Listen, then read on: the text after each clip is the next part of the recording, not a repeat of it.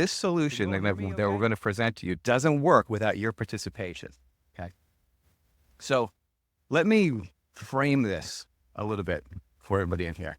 So back in we're going to go in the time machine here. Back in the 80s and 90s, you ended up opening up a health food store.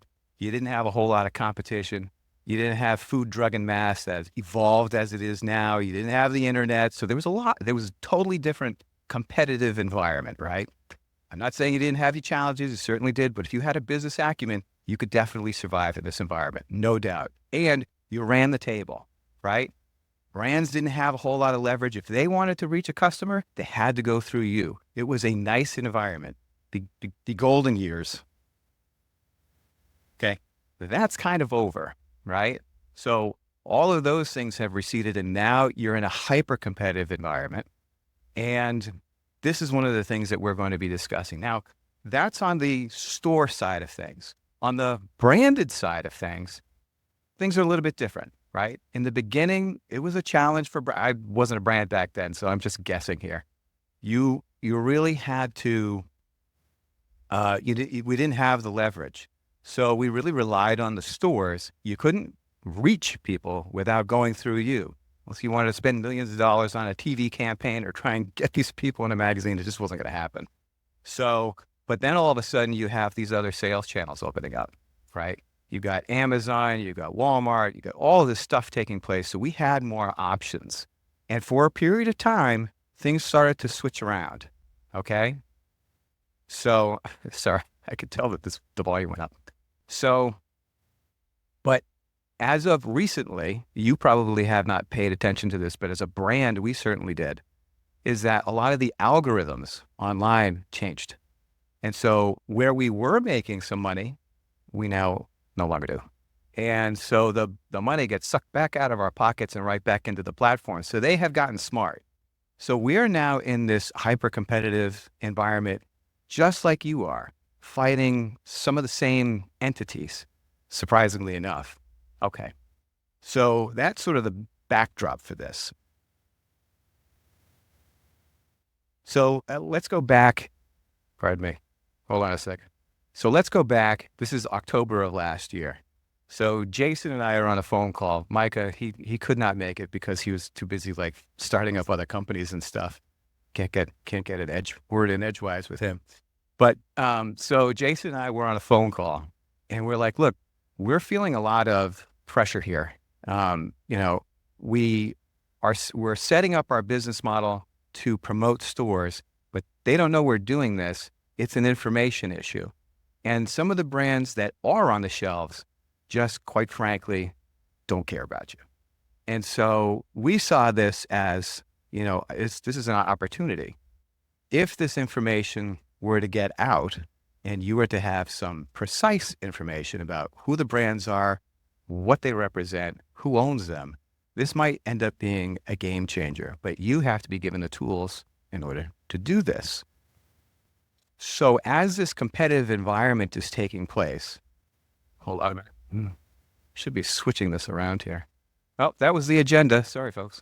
All right. And by the way, Joe is telling me that I should put a lot of memes in here because I'm going to put you to sleep. So there's your meme.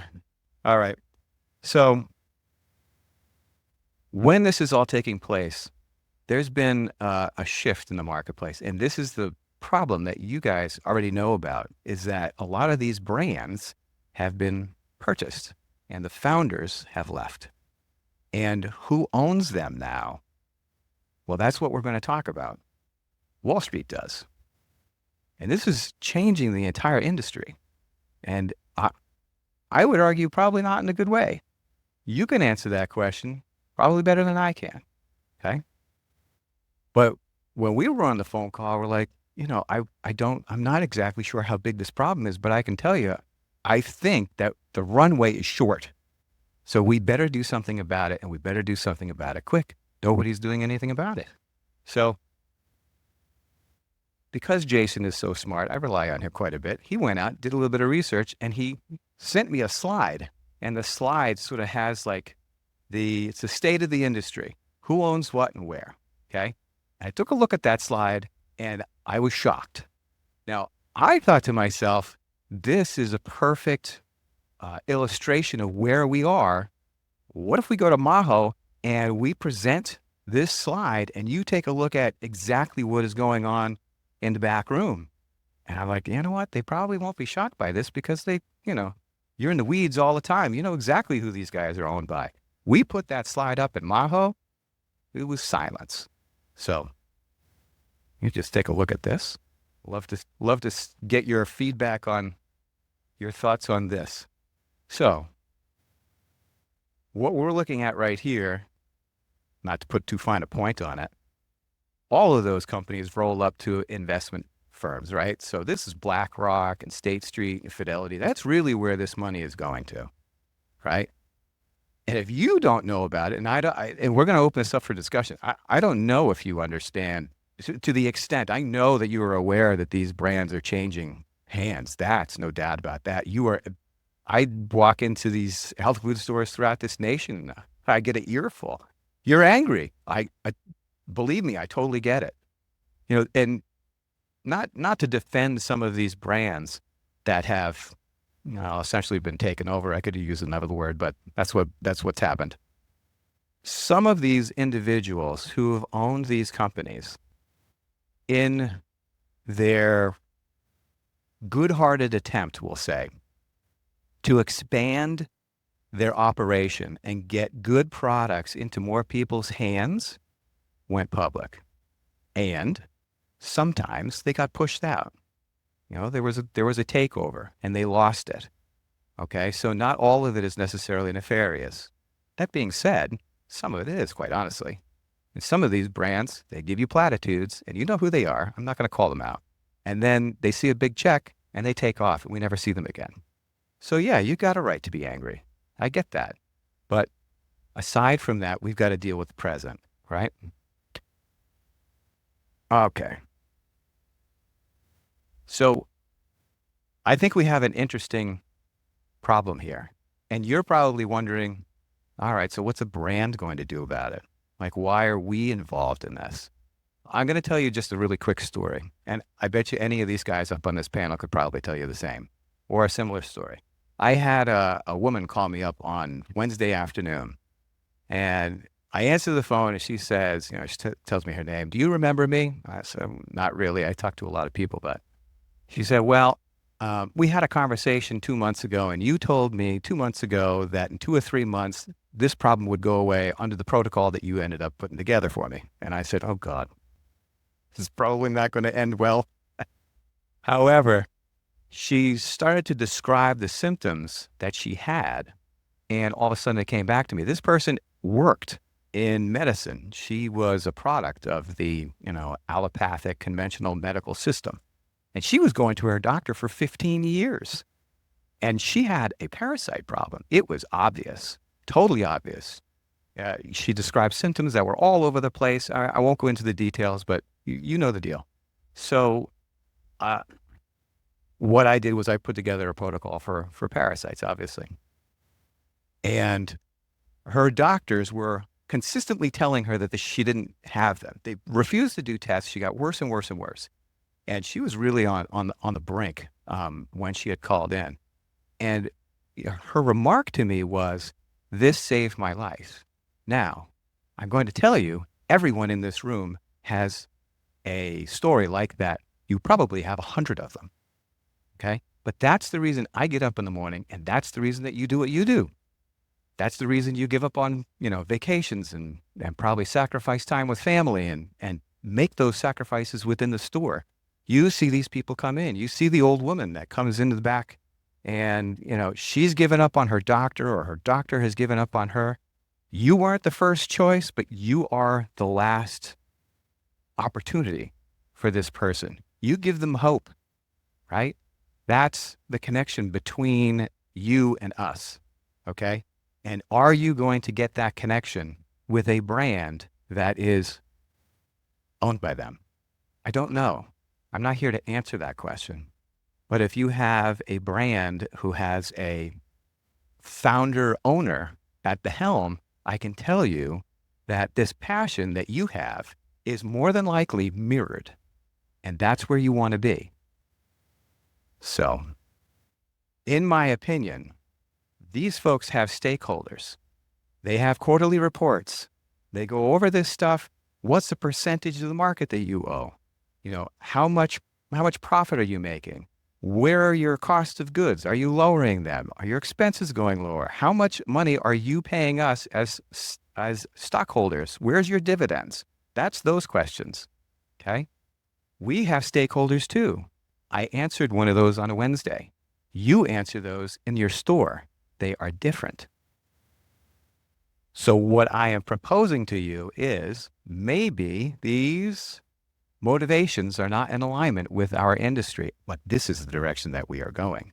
And if we don't get support from the stores, the brands that are owner founder and are set up structurally to support you, we will go away. And that is what you're going to be left with. So with that, I'm going to pass the mic to Micah. I promise there's a positive note on here. So Yes, I've given you all the negatives. By the way, your mic doesn't work. it does. It does? Uh, Oh, okay. So I'm a retailer. I'm going to give my testimony, and then we'll end with Jason on kind of like the call to action, what we're going to do here. But my family owned a health food store in Hawaii, and we moved from Hawaii to Green Bay, Wisconsin, and that was hard for me to accept. So they lived there for 18 years. But long story short, I grew up in a health food store. I remember stocking the refrigerator full of the ginseng up grape flavor because I thought it was the best flavor, and every SKU of like those 48 facings were great. And my dad was like, you customers want variety. And I just couldn't understand that because it was the best one. But I grew up in a health food store, and I remember all of the brands that I felt like we built in the store. We invested into training, we invested in promotions, we invested our time and energy in building up a lot of these brands. And a lot of these relationships that my parents had built with the sales reps, with the brokers, with the CEOs, I felt a little bit of that change recently. But in 2017, I'm sure we all remember that. That's really kind of when Amazon came out of, existence, right? It was, I'm sure we all were in the aisles and we would see, customers showing their phone, that they can get it like 50% cheaper. And that was that was an extremely hard time for us. And we had to like take a stand on where we're going to go with this. Joe, is it possible just to turn it down just a tiny bit? So, and I'm so inspired by Pat's words because Pat was talking about, DSHEA and organic and non-GMO and, what's next. I think he missed talking about MAP, because MAP was this fight that we fought for in 2017, 2018. I felt like we really had to make a change. Some retailers maybe weren't adapting to that change. I felt like other retailers were adapting a lot quicker, but MAP was one of those. There's another website out there called Natural Products Insider, Nutrition Products Insider, and it was a store in Tennessee, and I was so inspired by what they were doing. They were also a vitamin retailer, that I called them up, and I'm like, I just feel like I'm alone. Like I feel like I'm the only one saying this stuff. But they took a stand. They laid out which brands were MAP compliant, which were trying to be MAP compliant, and then which brands like just didn't care at all. And I was just so inspired by that because it was literally what I was trying to say. And just to see another retailer kind of fighting the same fight was just a breath of fresh air. So throughout 2017, 2018, 2019, I created a program called the Chopping Block. And it was basically going through all of our brands and trying to figure out, which ones were MAP, which ones weren't MAP, and just discontinuing a lot of the brands that just didn't want to partner with us. And there were some exceptions, obviously, not everything, but you do have the power to promote on what products you want to promote. And so that was a hard time, but we came out at the end of that on a positive note. Creating a new selection of products. And and that kind of leads us now into, 2024, 2025, and so on and so forth. A lot of these brands, I mean, they're going into mass market. It's not, I mean, just look at some of these large brands. I don't have to say the names of them, but they're Wall Street owned. They're incentivized by quarterly profits. The easiest way to do that is to cut corners by lowering potencies, cutting servings, using cheaper ingredients. And you can see that when you go into the big box stores. You see a brand that you carry in your store, and then the big box store has almost the identical brand on the front. And then you look at the back and it's half the servings and it's a completely different formula. But, it's done purposefully because they want to kind of piggyback off of the work that the stores have done for decades and building that demand up. And now they're like, well, great. Thank you so much for all of your hard work. I'm going to make these like big sales now with, Walmart. Yep. And so, I mean, the playbook is pretty simple. You grow in Spins, then you graduate to MULO, and MULO is the data aggregator after Spins that looks at Walmart and Walgreens. And some of these big brands, even though they're not doing so well in Spins now, they're absolutely killing it in MULO. What I'm concerned about, though, is that let's just say health food stores go out of business. Let's just say an apocalypse happens. And a lot of these brands, that's their playbook, is that they start in the independents and then they grow their sales and then they go into Sprouts and Walmart and try to make that, $3, $4, $50 million PO. I just don't see a future where a new brand can come into existence and they go to Walmart and say, hey, we have this great proof of concept. Would you like to, put in a, $5 million PO? That's just not how it works. So we have an extreme amount of power if we can work together, and if we can select and know which brands to bring in. I help with the buying at our stores, but it's always just like an inundation of like, can you bring this product in? Can you bring this product in? Can you bring this product in? And I have to just kind of like filter through all of these, these criteria. And it might seem controversial, but my first question is, what's the map? And my second question is, what's the quality? Because it doesn't matter to me if you carry the cure for cancer. If you're undercutting me for $50 on Amazon, you're going to just make me look bad. I'm just going to encourage my customers to shop on Amazon because it's just a better deal. It's just, it's just going to leave a bad taste in our customers' mouths. So we created our own program in-house. I have talked with other retailers on what their criteria is to bring in brands. And that is, it's kind of how this got started, is a consumer reports, if you will, of these brands. And I'm going to just transition it over to Jason here, unless you wanted to add something to that. No, I think that's a perfect summary. I before we jump into Jason, if you're okay with that, I'd love to hear from some of the folks out here and see, like, is this hitting? Is this resonating with you? Are we over the target, or you tell me? Yeah, go ahead.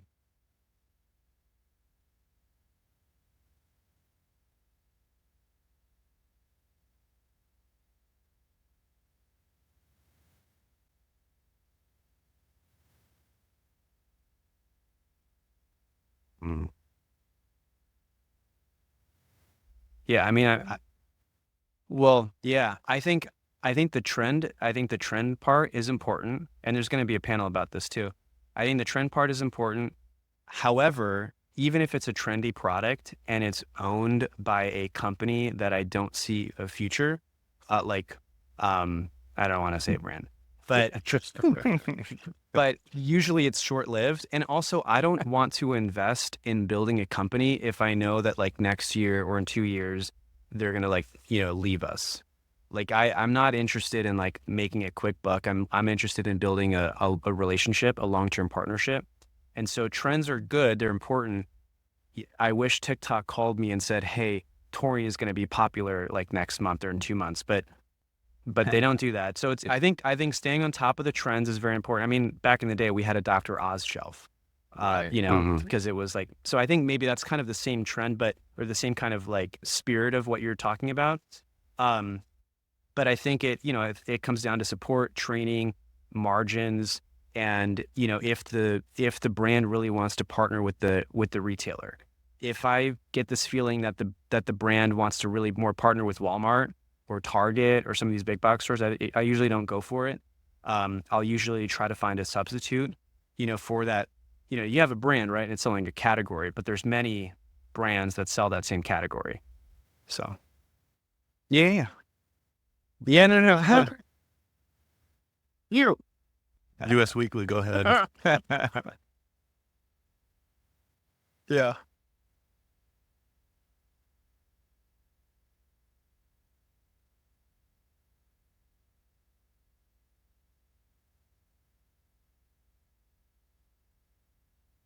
oh,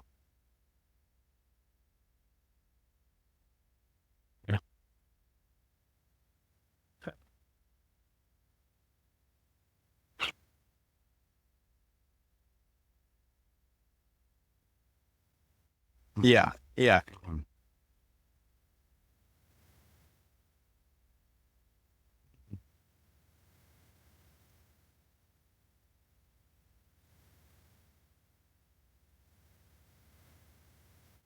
100%. Yeah. I mean, you have to do 1.5 turns per day at Walmart to stay on the shelf there. I think a lot of brands get in trouble. Like if Walmart came to me and said, "Hey, I want to buy your products," I would just say no, because me as a retailer, I've seen it from that side on so many brands making the same mistake. What usually happens is you have to ramp up your production. Your raw materials goes up, your labor goes up, your warehousing costs go up.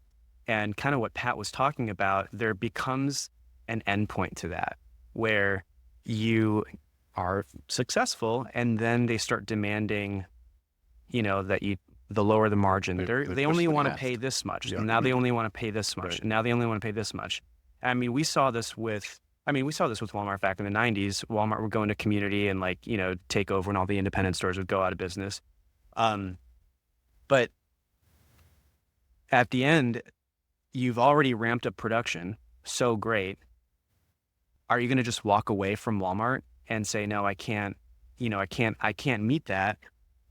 You're kind of like attached to that now, because you have to pay all of your overhead, your payroll, your warehousing costs, your entire operation that you ramped up to even fulfill those orders to Walmart. And that's usually when brands kind of crash and burn, because they kind of get caught up in that. So yeah, I'm not interested. I think brands that sell in Walmart, that's great. That's their own business. But I think the independents, if we collectively came together, kind of like what Pat was talking about too, like we have, 2,000 stores, 3,000 stores, we totally have the buying power and the leverage, to work with these brands. We could be looked at as a Walmart or as a Target. We could be that big as well if we just work together. But I'm not sure if that answered your question. Did that kind of went off there? Yeah. Go ahead.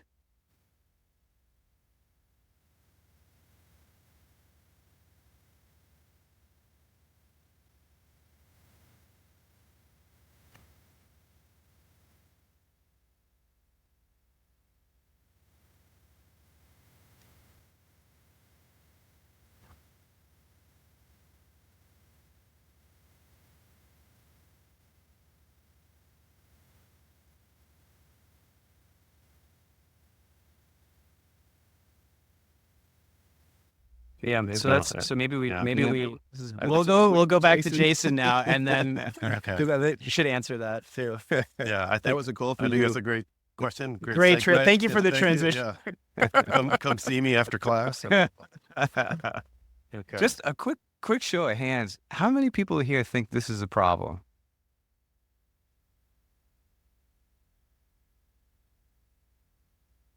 Yep.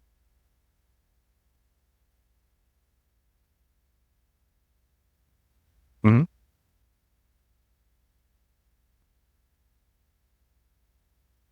Yep. Yep.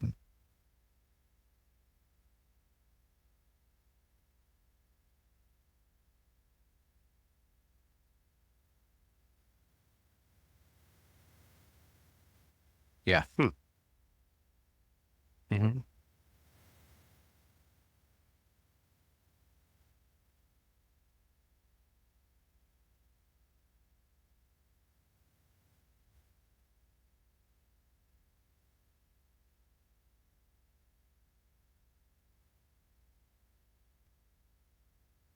Right.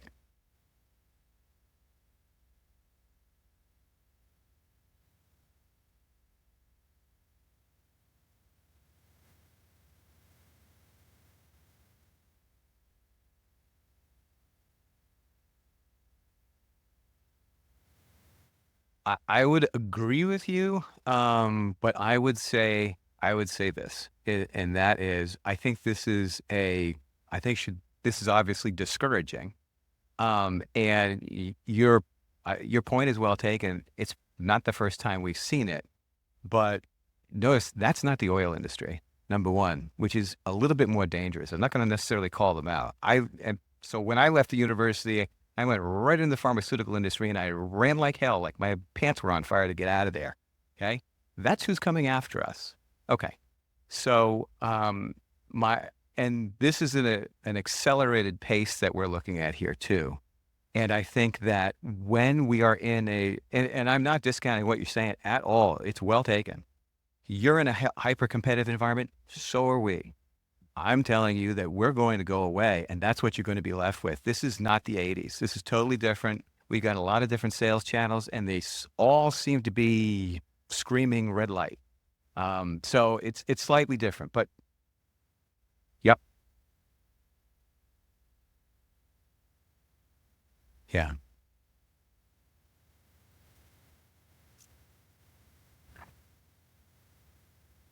agreed, agreed.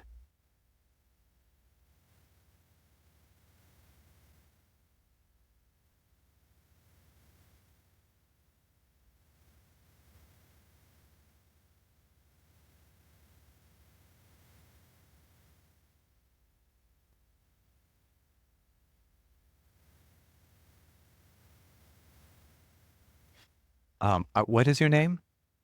Candace, can we take you to the next convention that we go to? Explain her. That's perfect. Okay. Uh, So I'm going to skip a few slides and skip on to the Be Well Verified program, which is a program that Micah, Brendan, and I have spent a lot of time thinking about. We also have presented this at Maho and gotten them a lot of great feedback, and we want to present this to you as well and get some additional feedback. The comments and the concerns that you guys have presented here today resonate with us very strongly. As a brand, I'm a brand owner myself. I'm fully vested in the longevity of the independent retailer. That's my focus. That's my playbook, and that's what I want to do. I want to put in, offer tools and kind of support you guys as best I can as an individual brand. But the Be Well Verified program is bigger than me, and it's essentially it is going to be a tool that is designed for you guys to be able to evaluate a brand fairly quickly on 5 core criteria. And I'm going to go over the criteria. And this continues to evolve. So what I'm presenting to you today may be slightly different than the final product. But again, we want to present an informational tool or resource for a buyer to make a decision about whether you want to make this partnership with a brand. Is it favorable to you? Is it favorable to the industry? So we identified 5 areas. Again, talking to a lot of buyers, and brand owners, but mainly retailers about what's most concerning. What would help you make a decision as to whether it's a good fit for you and your store? Does this help the industry or not? So we believe at Be Well Verified that owner-founded brands are good for our industry. All right, I think that's a given. That's pretty straightforward. Whereas corporate-owned brands don't necessarily align with the core values that you guys have. They have different initiatives.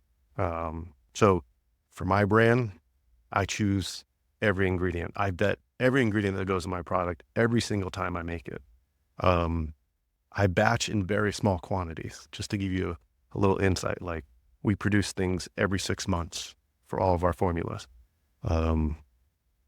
If you accelerate that to a larger scale or a corporation that has stockholders, as Brendan was alluding to, those decisions about what quality ingredients to make are different. I'll give you another anecdote real quick. When COVID came around, and again, my product is immune wellness. That's what we do. I had just ordered, in February of 2020, I just ordered a 6-month supply of my immune product called Hybrid CR Rapid Immune Defense. By April, mid-April, with me holding back on orders, I had completely run out of the product because the demand was so high. Now, I had a tough choice because supply chains were non-existent. One of the key echinacea ingredients that I use is very specifically made, was not available. And I had to make a very hard decision. I could have gone with another type of echinacea and no one would have known, but I would have known. I know. And I couldn't do that. And I lost an opportunity to make a lot of money. But that was my core value. Other brands may or may not have that same strategy. When it comes to pricing, we want to partner with brands that provide favorable pricing strategies. So it's a win-win, right? So favorable would be like, does the brand have a MAP policy? Number one. And number two, what is it? So in the Be Well Verified app, at a glance, you could see that very quickly. I also forgot to mention, there is a scoring system for each of these categories. So you would have a total score, but each category would have an individual score. So you could see where a brand is doing well and where a brand maybe needs to improve. But again, ultimately, these are just information, objective information for you guys to make a decision about how well is the brand aligning with the industry, with me. We feel like it would be very helpful for you to know what that's being sold for on the internet. And then Micah, he didn't speak to it today, but he's a huge believer in, I'm going to coin his phrase, true margin versus real margin, right? So true margin being like, yeah, they're giving you a discount up front on an opening order or maybe an everyday low price, but you can't really make that margin if they're selling it on Amazon for significantly less, right? So you're competing against Amazon, essentially. Number three is competition. I think it would be favorable or beneficial for you guys to know at a glance, where are these products already being sold? So again, it may sway your decision one way or another.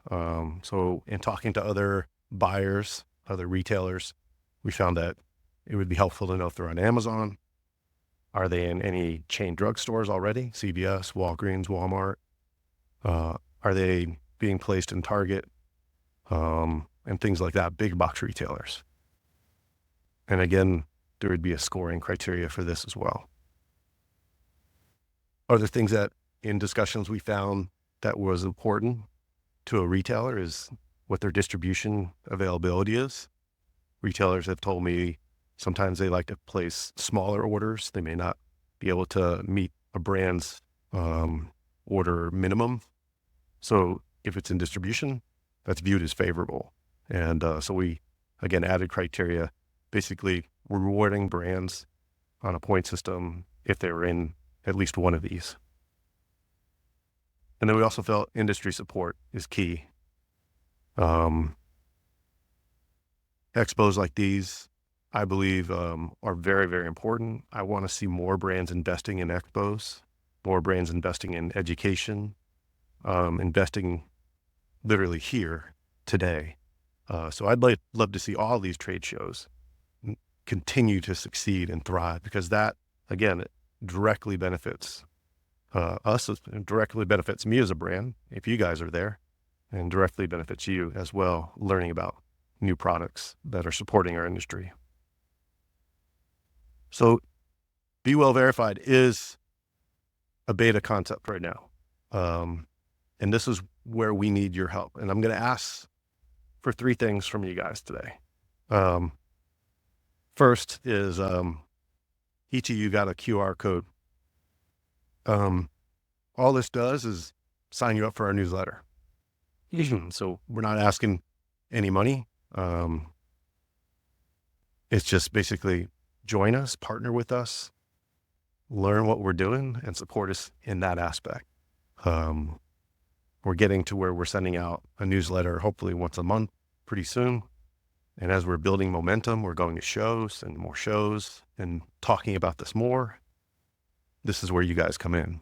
Through signing up for this, we'll be asking for participants to join us on advisory calls. So if you're interested in learning, the next steps and how we're scoring it, we've already had one advisory board call with a couple key retailers out in the East Coast.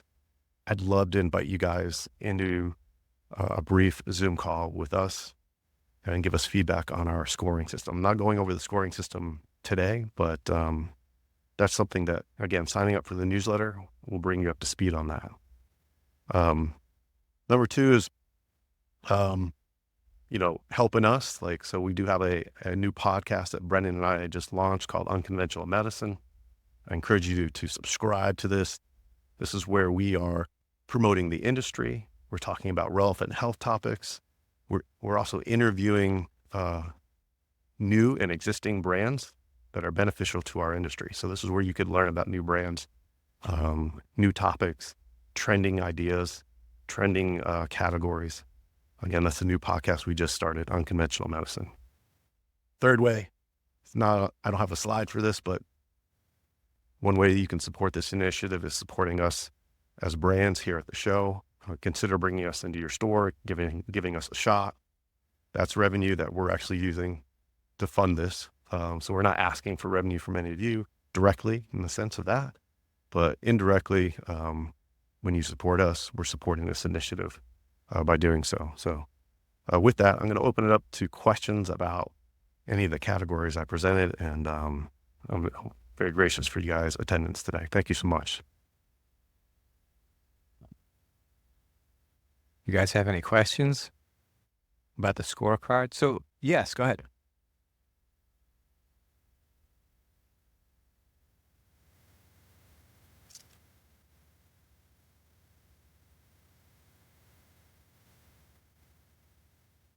No.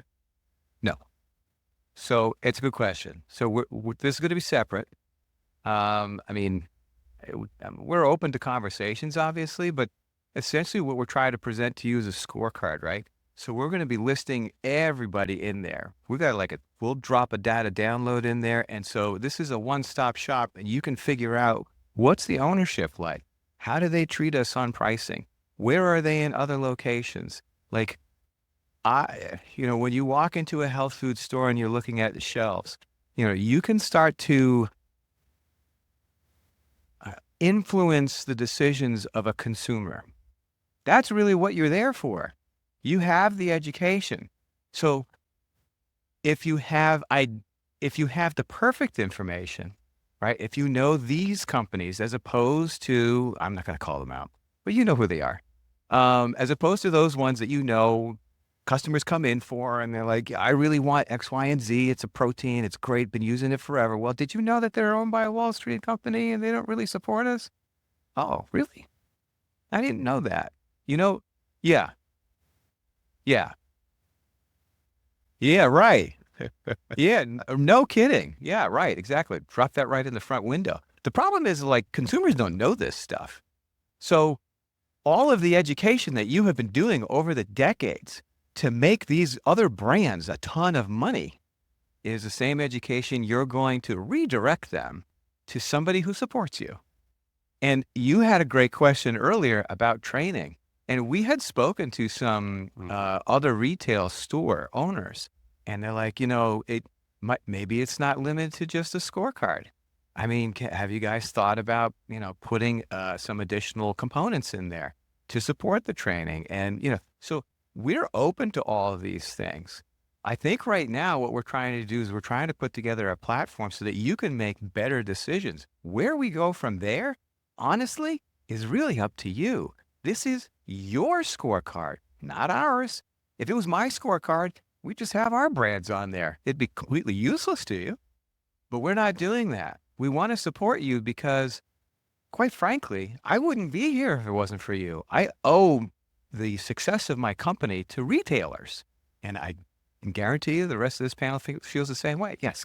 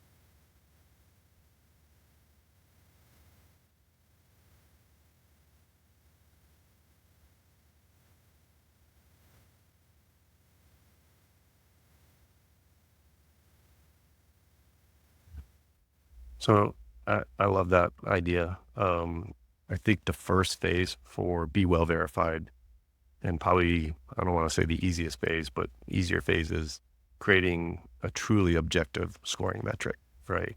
So it's either yes, no, you have this or you don't, or you fall into this category or you don't. When it comes to trust, that's like an emotional, subjective thing, right? Like, oh, I know the brand owner. He always returns my calls. He's always very responsive to questions. Um, I think it's incredibly important to have that as part of our platform. And that's where I think an advisory panel with you on there and others as to like, how do we curate that? What does that look like? Because like trust is very relationship driven. And that it's like people like buying from people they like, right? And it's really that Tough to quantify. It's tough to quantify. Yeah, that, right. no, I agree. And I think now you did a great job of presenting this piece. When we put together the scorecard, uh, it's going to take. So we had a whole bunch of people who ended up signing up over at Maho, right? Those people on the platform are going to be reviewing the brands. So if you think that we're going to be scoring ourselves, that does not work. That doesn't work for you guys either, right? You're going to be scoring. That's the criteria. We'll all agree on it. The advisory committees, right, will help us narrow down what are the core competencies. What are these things that you really are going to be basing your purchasing decisions on? And then you go in there and say, you know what? These guys are great, 5 stars. These guys not so good, 2 stars. And that's going to be the metric by which you determine what's on your shelf. Okay, so to your point earlier, the oil industry came in, they were buying us out like crazy back in the 80s. Well, we didn't have the internet back then. This is the power. This is the tool. This is the platform. You own it. This is a game changer. And yes, I agree. Like there's an evolution that takes place. That's the first step. We can go into other things as well. I mean, Yeah. yeah. And we also talked about like a platform where buyers can talk to other buyers. Mm-hmm. So, And that's kind of like, I don't know what that looks like really, but it's almost like a Facebook for buyers, right? But it's only buyers that can like interact with other buyers, and you can talk and be like, hey, this is what's happening over here, or hopefully we keep it good and high quality. But but I could see that. I could see where we have a part of that platform that's available. And then I could also see a vision where there's a consumer facing version of Be Well Verified. Not the same type of information. What's important to you is not necessarily important to a consumer, but there is some overlap. And I could see that as a possibility as well. Yeah. No, definitely. And I think, Candace, also for the different criteria, we need help understanding how much weight you put for each criteria. Yeah, that's huge. So, like how important is MAP? Is it like 10 out of 10 important, or is it more like a 4 out of 10 importance compared to maybe some of the other criteria? So we want to get a black and white, non-emotional, objective score for these brands graded by what's important to you. Weighted. Yeah. Yeah.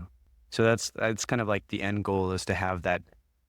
I say consumer reports because they have different criteria, they have different scores for all these different types of categories and subcategories, and then from there, after that score is done, then there'll also be like just a more like a subjective score. Like if you want to rate a brand like 4 out of 5 stars or 4.5 or 5 stars, just because you have that relationship with that owner or that brand or that sales rep or that whatever, there's still that opportunity for you to, go on there and kind of share your piece about the beef tallow supplement, for example, that you mentioned.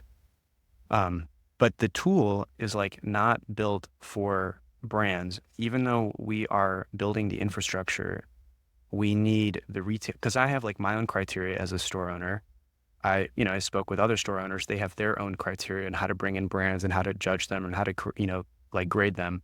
But we're trying to create like an average here, and like, how most of the retailers, are perceiving that.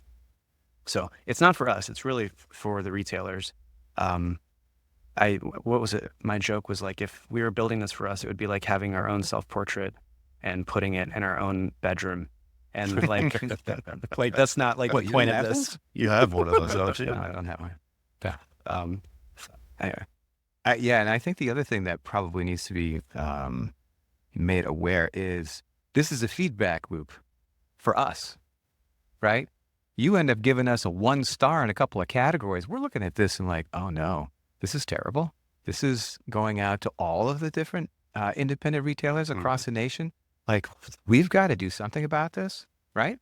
We're going to change our behavior, because this becomes a behavior modification tool. I think this is we really have to drive this piece of it home. And I tell you, the Maho crowd really got this. And maybe it's because I haven't been really on point with this. But this behavior modification tool is, have you ever seen that movie Ants?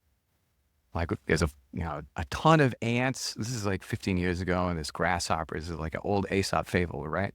And the ants are gathering food all year round, right? And they're working, they're toiling like crazy, like Micah, opens up zillion companies. And the grasshoppers are just hanging out, drinking beer, fermented acorns, whatever, they're weird.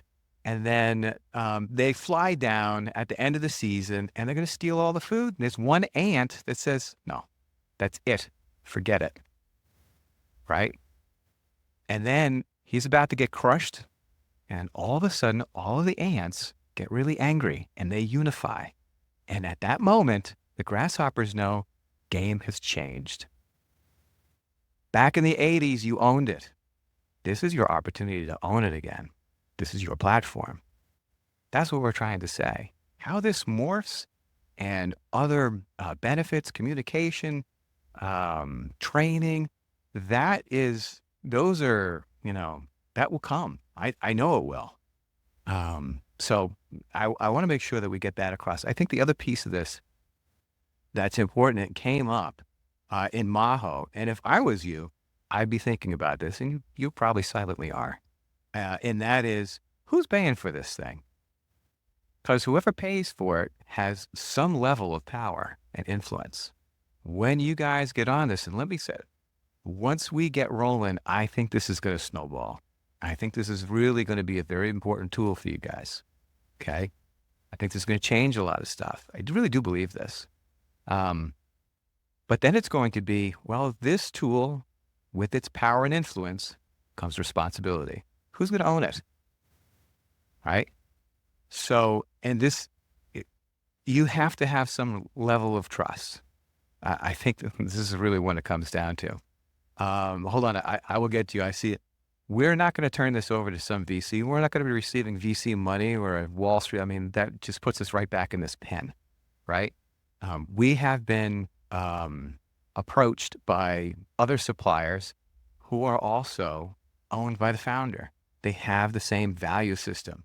We're not allowing the influence from the problem to come into this house. All right. And I think, quite honestly, eventually, because this is not an inexpensive tool, we'll pay for it in the beginning. Eventually, it is a tool for you. You're going to be driving it. Eventually, you're going to have to be paying for it. We will get it running because it's in our best interest that you guys survive. That's, for anyone out here who are sort of skeptical about what we're doing, why we're doing it, that's the reason. Okay? I'm sorry, go ahead.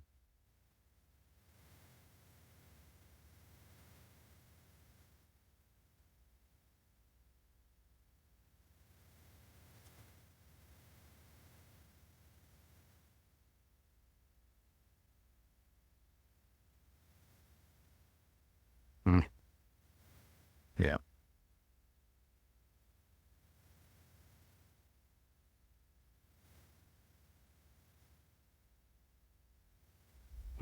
Right.